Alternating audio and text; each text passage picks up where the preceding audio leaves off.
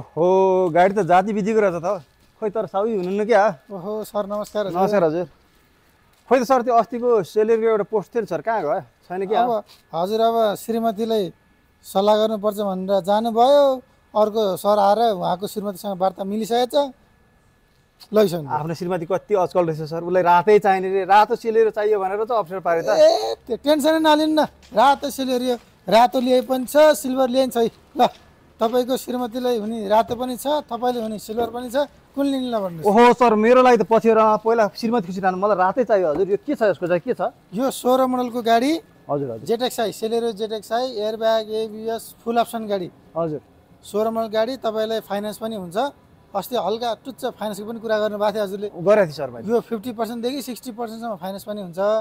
document हजुरको लागि finance हामी गरिदिइहाल्छौँ ओहो त्यति सजिलो छ यो सर सजिलो छ नि ओहो रातो गाडी भएपछि श्रीमती खुसी चाहिँ म धेरै खुसी अनि होइन त हजुर हो नि हजुर ल त हजुर तपाईँहरूलाई पनि यदि कार चाहिन्छ भने कस्टमर कार सेन्टरलाई सम्पर्क गर्नु होला धन्यवाद नमस्कार